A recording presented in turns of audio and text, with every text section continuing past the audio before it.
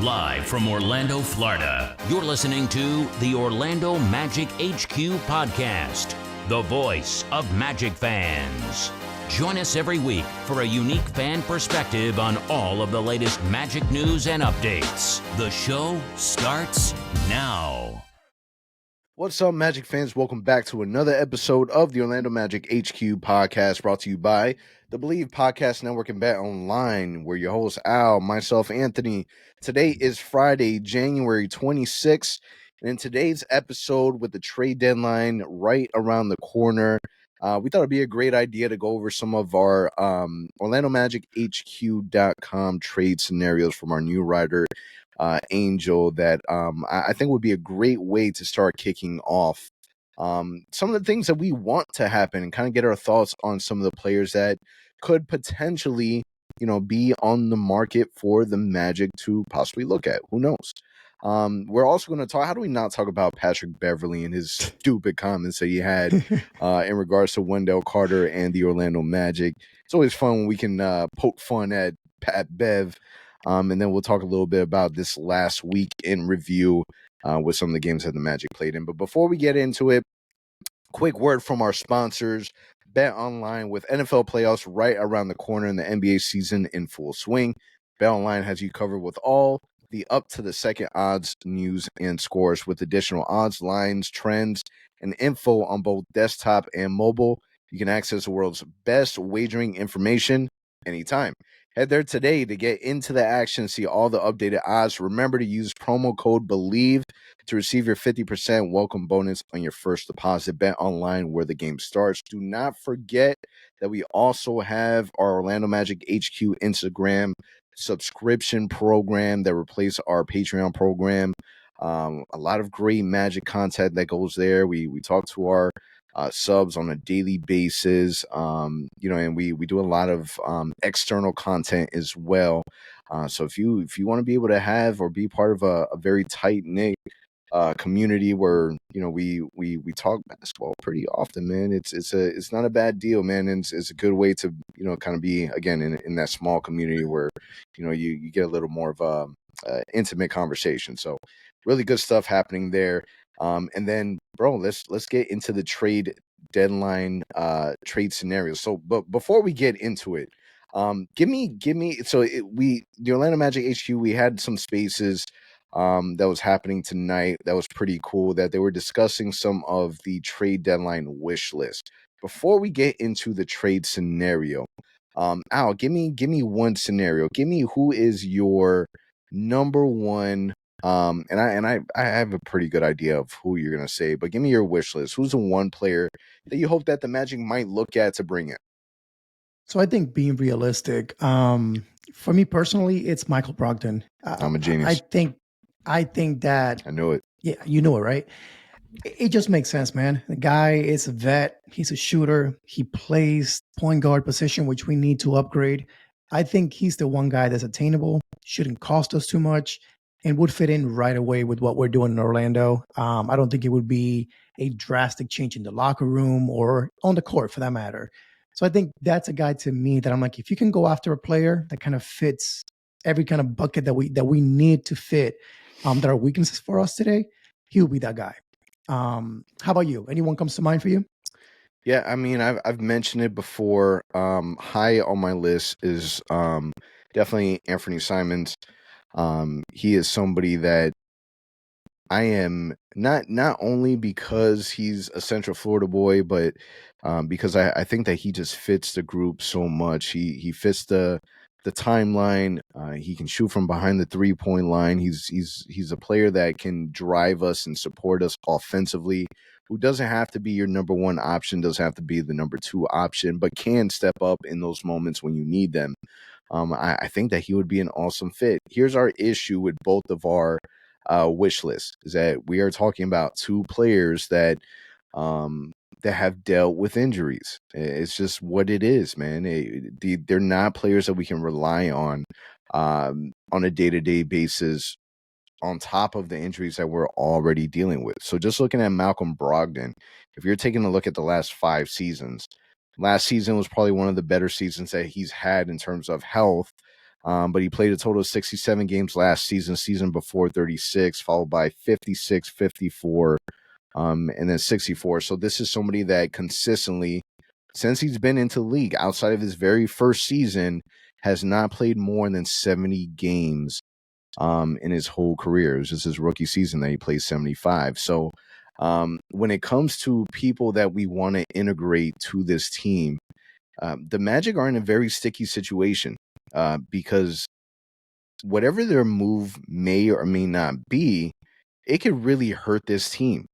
Like it really, really can. They can make a mistake and literally set this team back. That's part of the reason why, I wouldn't be entirely upset if the Magic did absolutely nothing. I wouldn't be upset at all. Like, take your shot at free agency. Like, wait, continue. Like, we still haven't seen what this team is fully capable of. We have not. The team has not been healthy for a long period of time. Wendell, Markelle, like Wendell is really starting to get to a point where now I'm kind of laughing at myself a little bit, saying, "Yo, were we really gonna get rid of Wendell and just kind of live with Goga? Like, what's wrong with us, right?" But that's what happens when you start getting, your legs underneath you, and you start getting accustomed to the players that you're playing with, and day-to-day basketball, and you start getting your rhythm back. And I think that we've seen a little bit of that from Markelle, not exactly what we're used to seeing. And even when I say used to seeing, we're not used to seeing Markelle Fultz on the floor anyways. So, it's still there's a lot. Like Cole Anthony recently just said that, we haven't seen the best of Orlando Magic basketball. Of course, he's also going to say that because the NBA trade deadline is right around the corner. What else is he really going to say? But again, I wouldn't be upset. Would I say, would I be disappointed? Probably. Man, we're fans, man. Like, we cover the team as much as we can, right? But at the same time, man, we want to see actions. This is what NBA basketball is about, man. Being able to make acquisitions, transactions, like that's the fun part of being a fan. But realistically, the fear is if you make the wrong move, you're gonna hurt this team. Yeah, man. And I think the biggest thing for me is that every team around us that we're competing against in the Eastern Conference has gotten better, has made a move to get better. So think about Indiana, right? They went after Siakam. You think about New York, they went after OG. Um, Miami Heat just acquired Terry Rozier. So every team around us has made a move to stay competitive and stay, ahead of us in the standings. How do we respond? And that's kind of what the thing that we have to figure out. It's like, do we want to just see this team as is, which we could? And I've said it before, we can just, to your point, wait things out. We can evaluate, in June, July, when we have cash to spend, we have picks to use. What do we do at that point? But if we have come to a point where we say, hey, man, like we have a chance this season to make an impact, to make the playoffs. As of this recording, we're only one game back of Miami and Indiana for the 6th and 7th seed in the East. So we're right there. We're not far behind.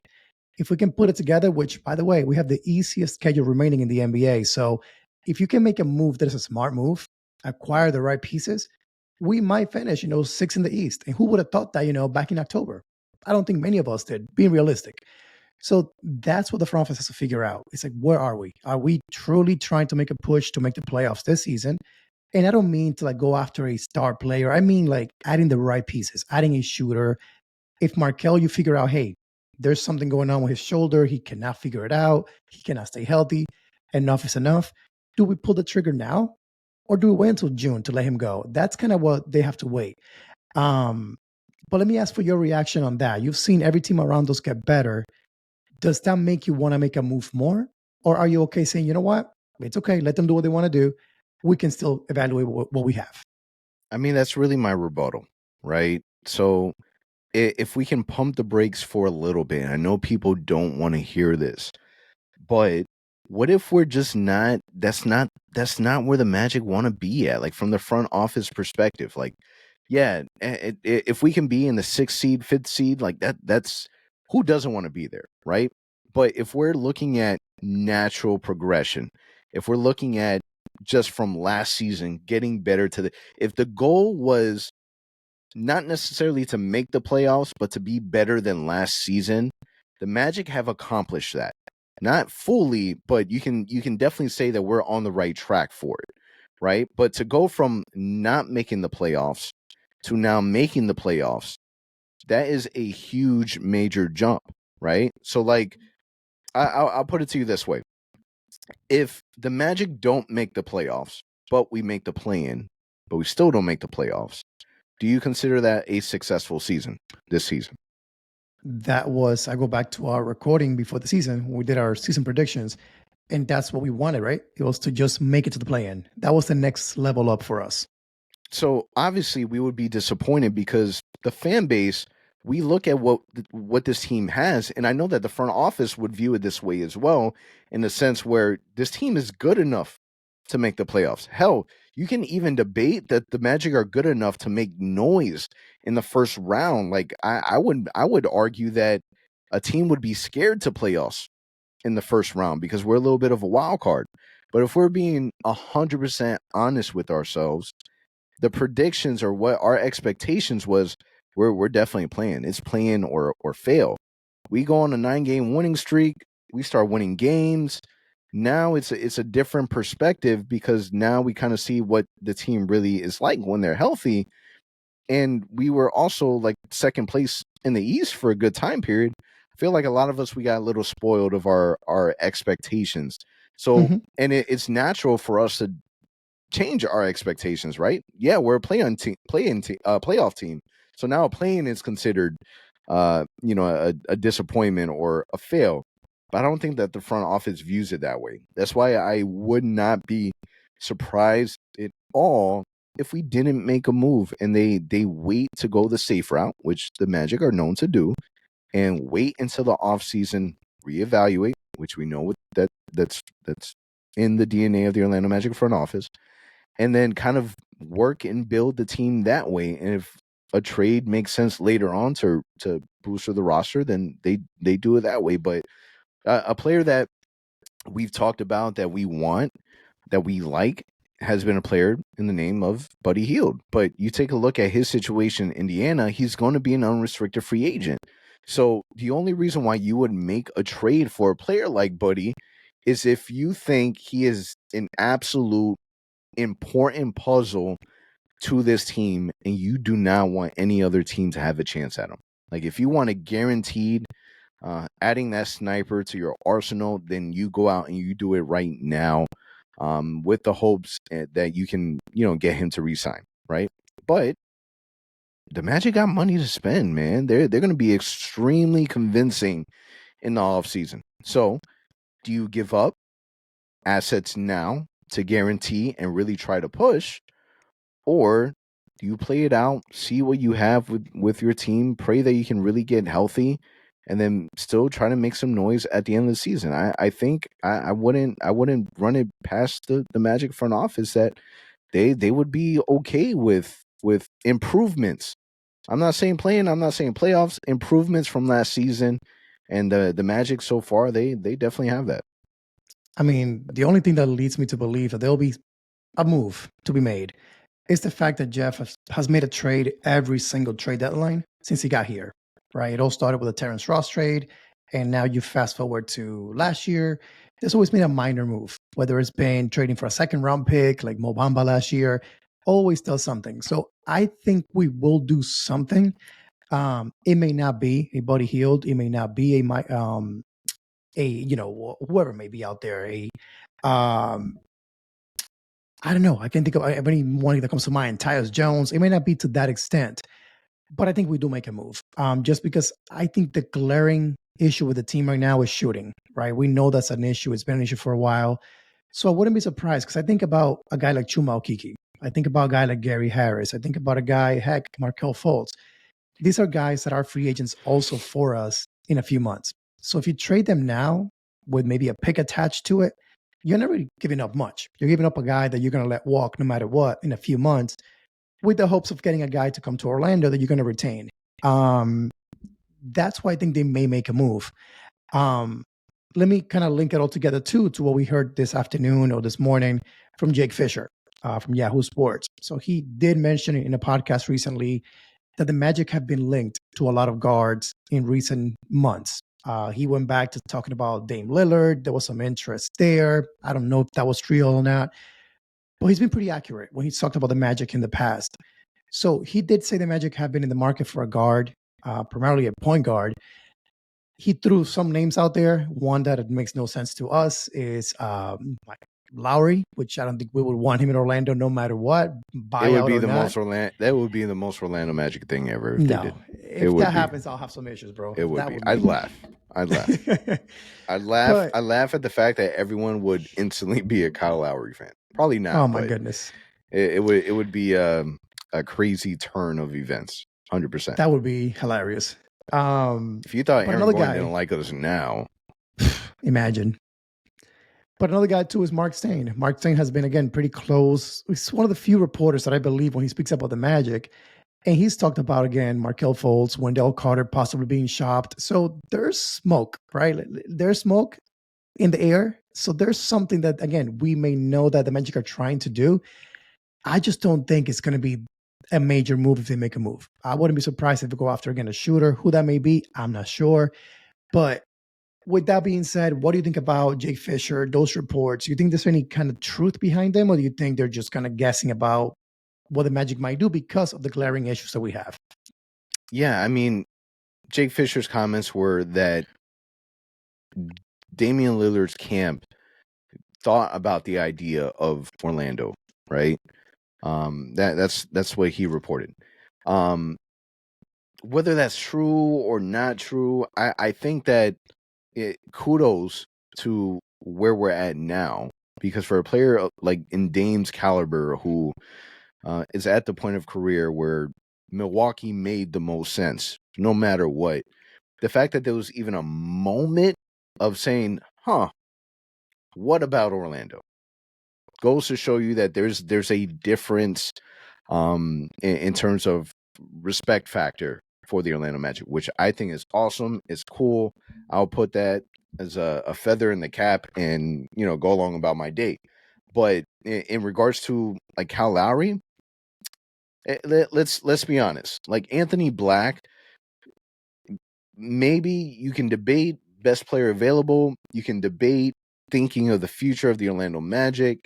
There's obviously investment from the Magic for Anthony Black to be in the future of this team, right?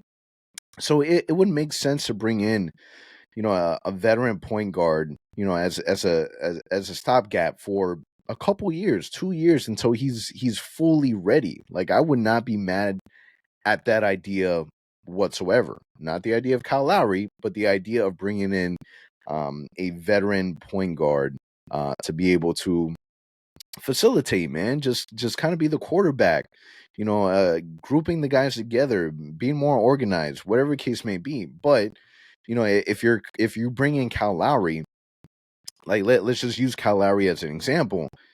He's not better than Markelle Fultz. Markelle Fultz will eat him alive. Like that's not an upgrade. Like you would only do that move if Markelle Fultz is unhappy, if he really, really, really can't stay healthy and there's no chance of him doing anything positive on the basketball court.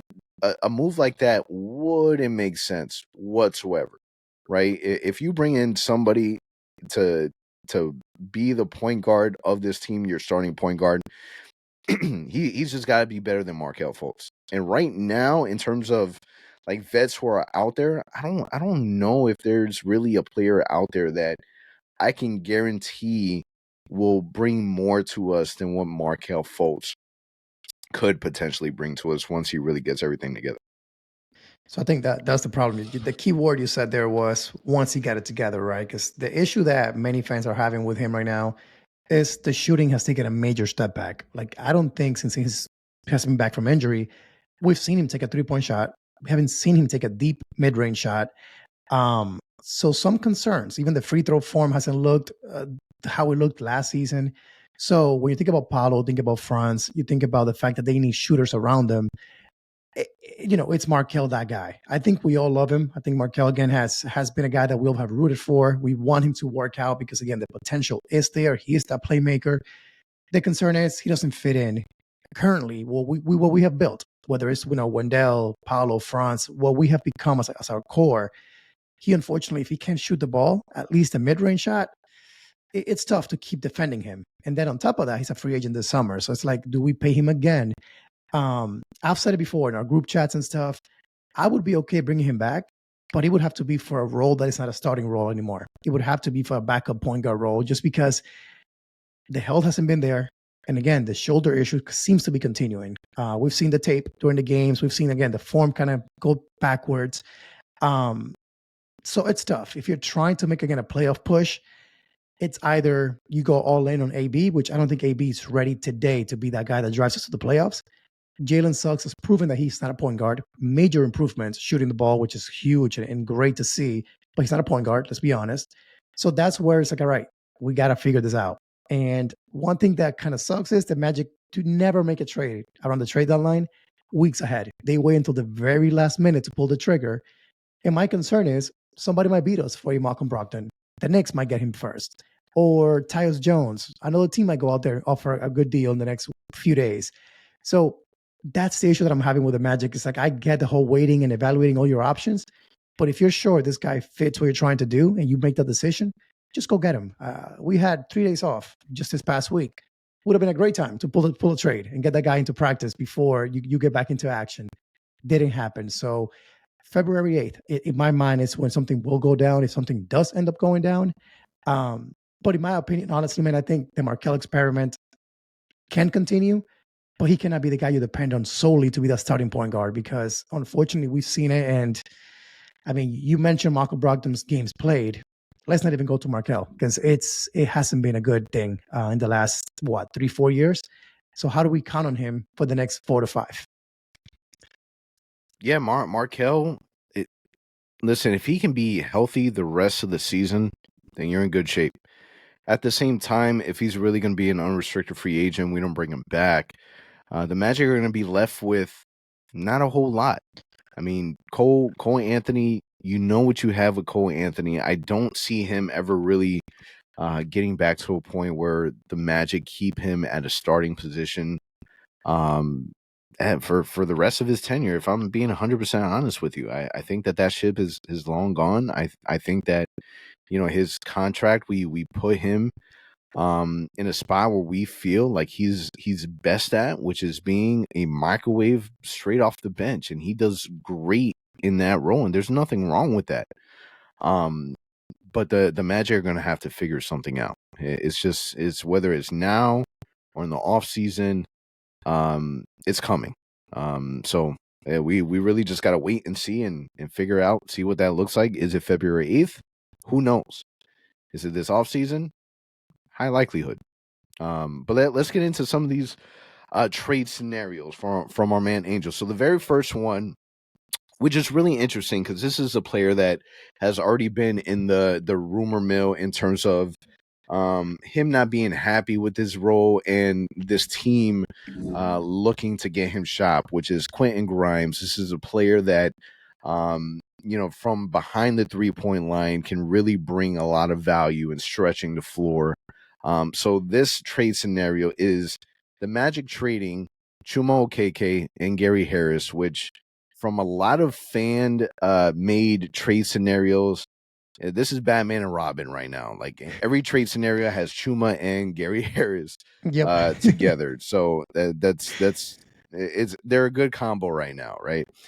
So the trade would be Chuma Okeke, Gary Harris for Quentin Grimes, Magic fan favorite, former Magic legend Evan Fournier, and a 2024 second round pick via Miami. What are your thoughts? I mean, I like Quentin Grimes. I think he's a healthier Gary Harris. He's younger. He does a bit of the same. He plays decent defense. He's a good shooter. Evan Fournier, not sure if he'll be happy to be back in Orlando, but if he can see the court, I think he'll be happier. In New York, he's barely playing. He saw some minutes recently, but I think it's because they are shopping him. So they were like, hey, he can still play basketball. But the good thing here is two guys that can shoot the ball. That would be the only advantage that I would see if we were to make this move. Not sure of the likelihood of it. I don't see the Knicks trading with the Magic. And again, I don't see Fournier wanting to come back to Orlando. Just my thoughts on that. But what about you? I mean, Evan Fournier, like let's take a moment. Evan Fournier loved Orlando. I think that he would welcome back Orlando with open arms. I also don't think that he's had a fair shot in New York because they're treating him like he's a scrub and he has no business being on the basketball court, which I disagree.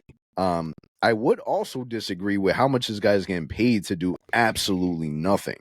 So he's still getting paid just this year, $18 million this year. Next year, he has a contract for $19 million, which is a club option, and then an unrestricted free agent in 2025.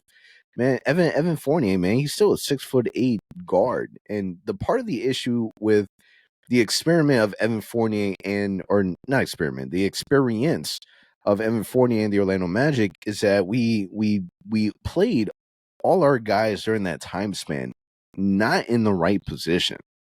Like we service no one for Evan Fournier at times being our primary scorer, right? And here you're not asking him to do that. You're asking for him to come off the bench. And I believe that no matter how your feelings of Evan Fournier may or may not be, he could fit that role, and he could fit that role well. Like I truly believe that. Am I begging and hoping and praying that it happens? No, I'm not. No. But I wouldn't be mad. I wouldn't be mad at all. Quinn Grimes, young players shooting, man. It's what we need and what we're asking for. And if all you're giving up is Chumo KK, who has been underwhelming, but there's been signs of him playing a lot better with the opportunity. So, like, yeah, that might hurt a little bit. But Gary Harris, who can be extremely valuable, is invaluable because he can't stay on the court. It's not his fault. It's just dealing with injuries. And that's part of the problem. We have too many players like that. And at some point, we need to be able to minimize the amount of injury prone players. Like the Magic have to consolidate, man. It's just a reality. So this reminds me, eventually he's going to get to a point. It reminds me of kind of Game of Thrones, where you kind of can't fall in love with like the main character because the main character end up being lost. It's kind of what I feel like with this team. The consolidation is going to happen and I mean this outside of Paulo, Franz, and Jalen Suggs. I truly believe that we're going to get a notification one day, and there's going to be players traded that we're not going to be happy about, if I'm being 100% honest. I think if you're a Magic fan, you have to be ready mentally for that day, because it's going to come, whether it is again in a couple of weeks or it is in this offseason or next offseason.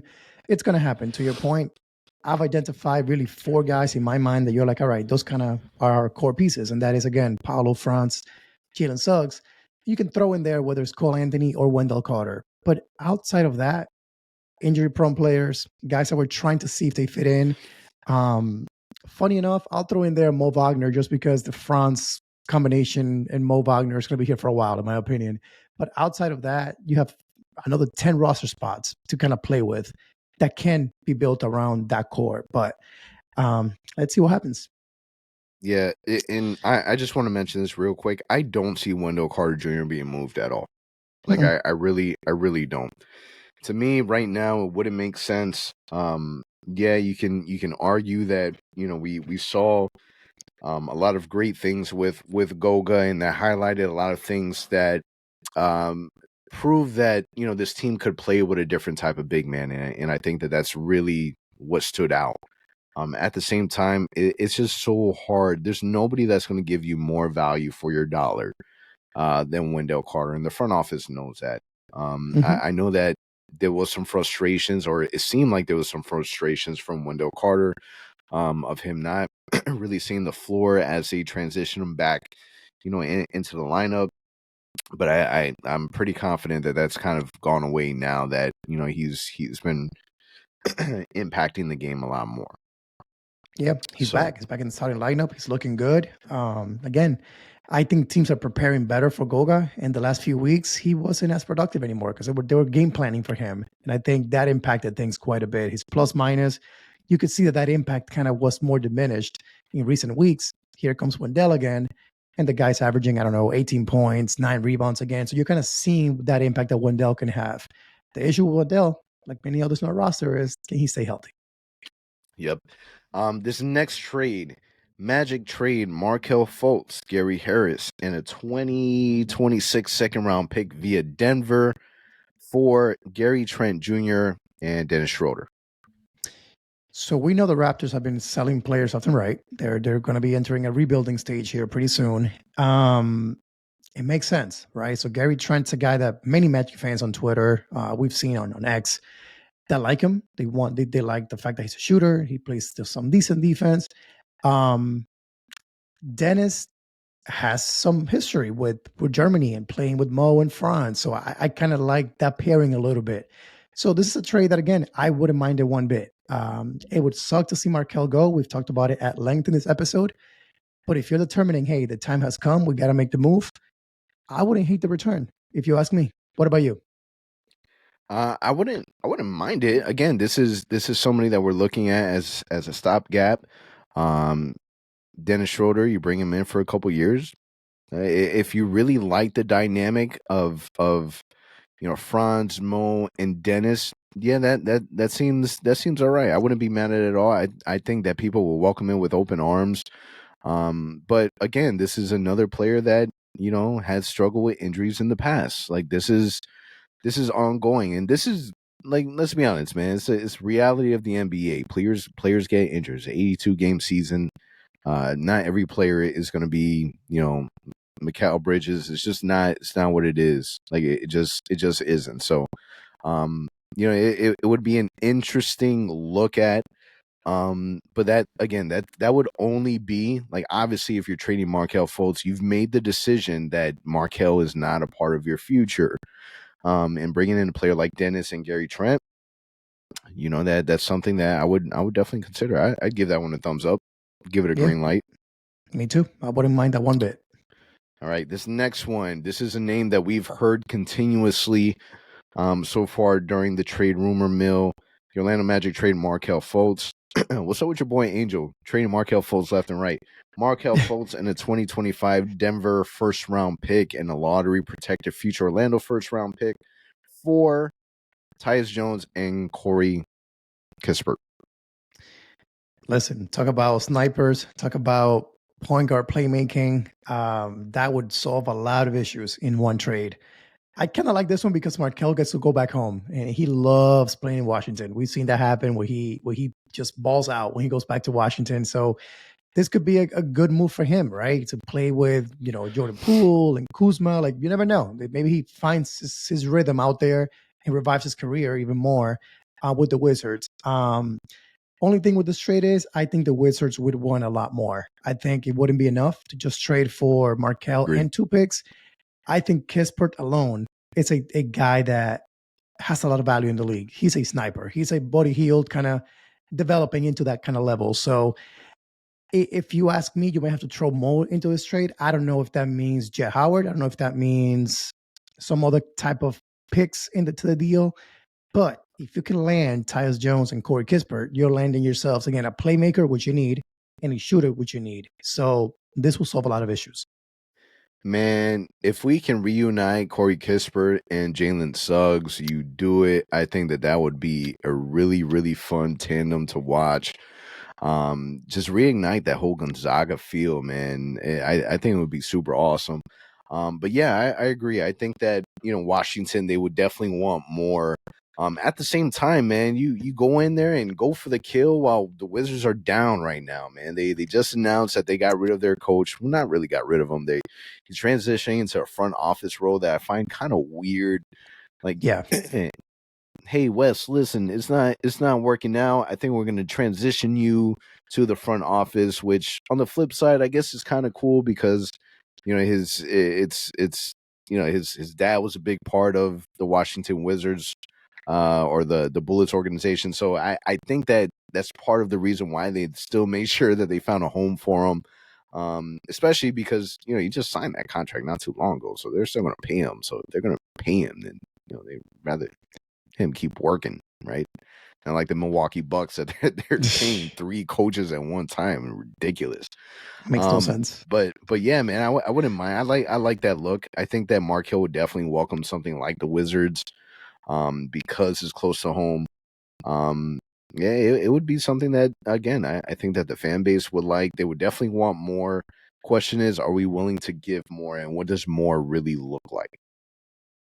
That's the question, right? Because if they ask for a guy like, again, Anthony Black, just because it's a rookie, or Jet Howard, are you comfortable doing that to kind of take on these 2 guys? That's tough. Now, Anthony Black, for sure, I think he's part of the future of this team. Jet Howard, he's looked really, really good in the G League. So, like, again, is he part of your future? Are you trying to open up minutes for him next season? So, a lot of question marks around the team. But this is a trade that if you can get it, again, you're getting that sniper and you're getting that playmaking point guard that could play next to Jalen Suggs, next to, Paulo Franz. Like, he fits in. He's a great shooter, too. So, this would be a move. And I can see this being realistic also because we know our front office. They like to trade guys to places where they're going to be comfortable, where they feel good going to. And again, Markelle going to Washington would be that place, in my opinion, way more than, Portland or whatever it may be. Or has Jeff finally decided to be, hey, I'm done being nice. We're building a team here now. We're sending you to, I don't know, Minnesota. Who cares? We're just making the move that's best for us. Are we at that point? Minnesota wouldn't be too bad. They're doing okay. I'm thinking of like cold weather, like totally different setting for him. But are we at that point? You sent him to Minnesota, and you're throwing him to the Wolves. Oh, see what I did there? That's a good one. See? Put a lot of thought to it. Yeah, man. I think that the Magic are at a point where, like, you can't, like, you try to protect your players as much as possible. You want them to end up in a good situation, but we gotta get to a point where we're being selfish, man. Like, we just gotta be. Like Terrence Ross was a different situation where we kind of just let him go and let him decide, right? And hopefully that bought us a lot of respect around, like, locker rooms and whatnot. But at the same time, man, the Magic, we gotta get better. We can't put every single person in the best situation. Like, we gotta think about us, and we gotta think about what benefits your Orlando Magic.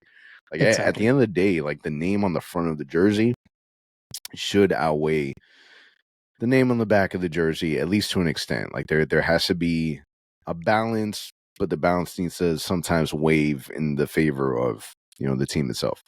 All right, one more. So this is one that we've already kind of touched base a little bit on.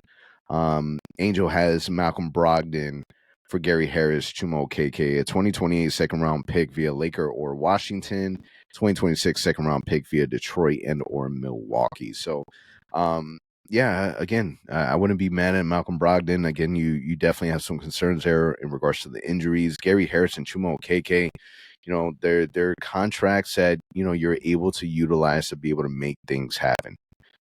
So who knows, man? A lot of great. Angel did a really great job with this article. He had a total of 10 different trade scenarios. So if you haven't already checked out the article on OrlandoMagicHQ.com, whether you are stuck at a red light because you don't want to read that while you're driving, break at work, school, whatever the case may be, give it a second. OrlandoMagicHQ.com and check out the article. Yes, sir. Again, some good articles, some good traits in there.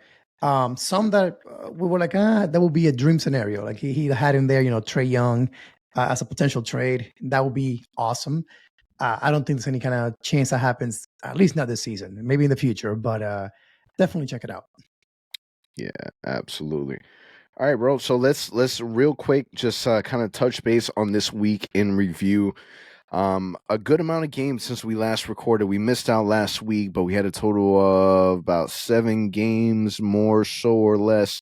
Loss against Miami, loss against Oklahoma City, a really nice win against the New York Knicks, loss against the damn Atlanta Hawks, man. They're a little, man. That was rough. Yeah, super tough. Super tough. Loss against Philadelphia.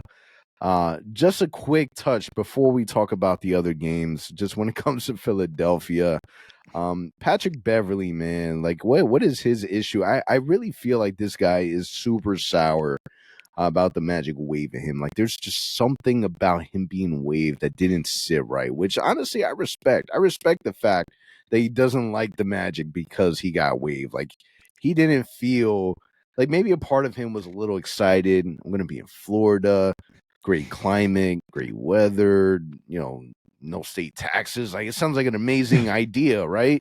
I can go in there. They need point guard to be able to mentor the other point guard, whatever it was that he thought, right? And the fact that we didn't even want, like, don't even get on the plane, bro. Just we're gonna wait.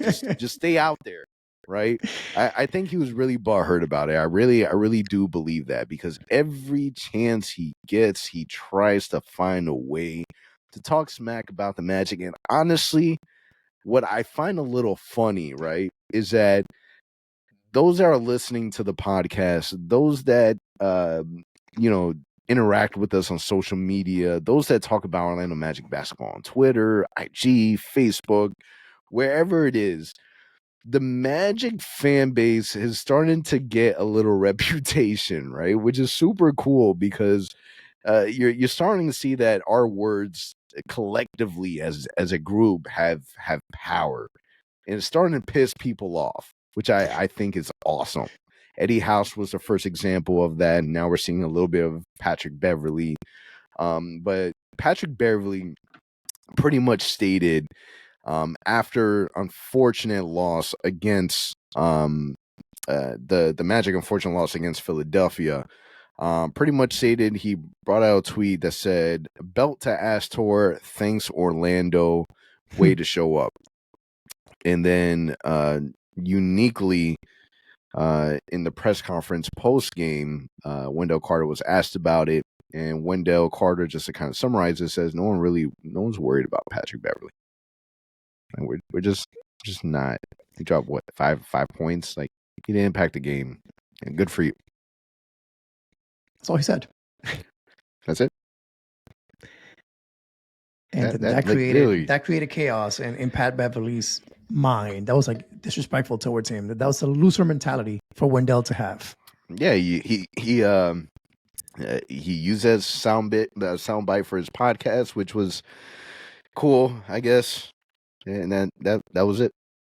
That was it. So where this kind of gets a little more dramatic is the fact that now we're finding out there's some reporters, including actually our own Brett James, that witnessed this. That reporter that asked that question, it all started with Brandon Kravitz on social media this morning saying, "I don't recognize that voice. Like I know the voices that are there in that room that are Magic media writers, whatever may be coverage for the team. So I don't recognize that voice." And then someone replied indicating, "Hey, I was there. I can attest to the fact that was a planted reporter that was sent there by Pat Beverly to ask that question to Wendell Carter." So it kind of don't make sense now. It was all done to get a soundbite out of it. Again, Brett James confirmed this as well for us.